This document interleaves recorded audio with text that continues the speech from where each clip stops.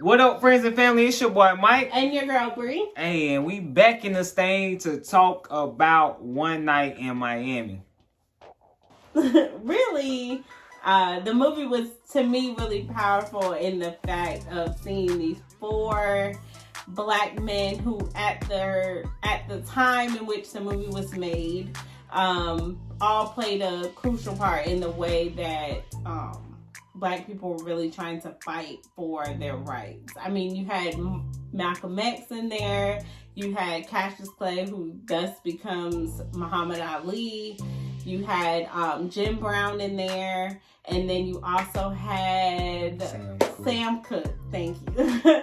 Sam Cooke in there, who all did different things. You know, like you had two athletes, one civil rights activist, and then another person who was just a singer. So I think it was just interesting to see that kind of play out in that way. I mean, what did you think of the movie?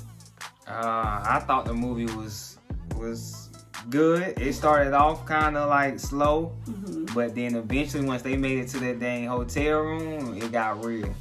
Oh yeah, it got real. And I mean, some of the messages they was getting across were great points, especially when Malcolm was trying to tell them, y'all got voices, like y'all voices are strong. Y'all don't even understand the power that y'all have. Like, it's so strong. Like, y'all can move mountains with the voices y'all have. Y'all don't gotta settle for less. So if y'all just use y'all voices, then some changes can be made. Oh yeah, I think, and even in the dynamic of them just being friends, I think them discussing how they feel they're making moves within the black or for black people in their own way.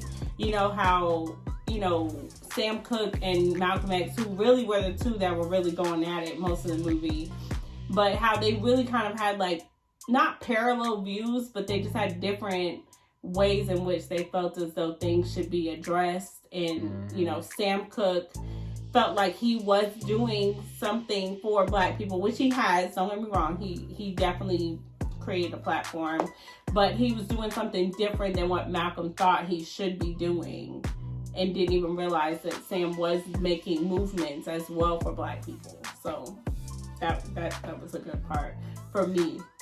Yeah, he was making moves, but I guess he was doing it more on a lower scale. Right. Malcolm wanted him to be forefront and not there. And then that's how you got the song, and he presented it in front of the world. Right.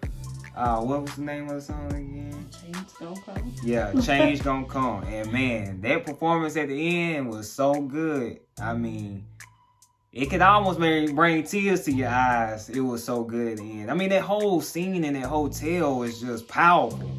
Like, them actors did a great job. It was really a powerful movie. You really have to really understand the dynamic of that time and the dynamic that those four people were really in the same room, and the movements that they really made. Even for Jim Brown, who decided that he was going to act instead of play football, because he put his life on the line, you know, his body on the line. Getting that in return. Right, and wasn't getting like really one anything scene, in return. He went to the guy's house. And Which then, I don't really even know who that was. Yeah, I don't remember what they said. Yeah, they didn't really explain that. So he went down to the guy's house, but the guy wouldn't let him in there because he wouldn't let him into his house because he was black. I mean, which is crazy. The dude was like when he first walked. Yeah, he was praising the lady. I don't know if that was the wife or the daughter or whatever. She was like, "Oh my gosh, Jim Brown from the NFL. You played in the NFL, like." But still, even though you played in the NFL, that don't change, I guess you could say, the color of your skin. I mean, oh yeah. So, and it really shows how, like, even though, especially back then, I feel like, and even now, I think people can relate to this as well, but it's almost as if, like, oh yeah, we can praise you for doing these things, you know, like him being a football player, but you still can't have a seat at the table, though.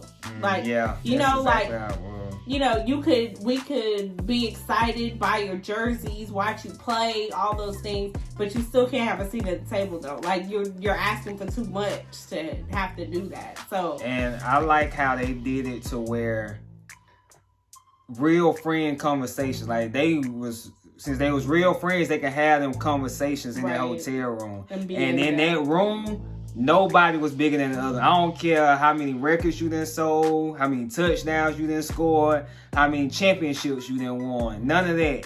We all equal in this room. And that's how it played out to be like real friends is.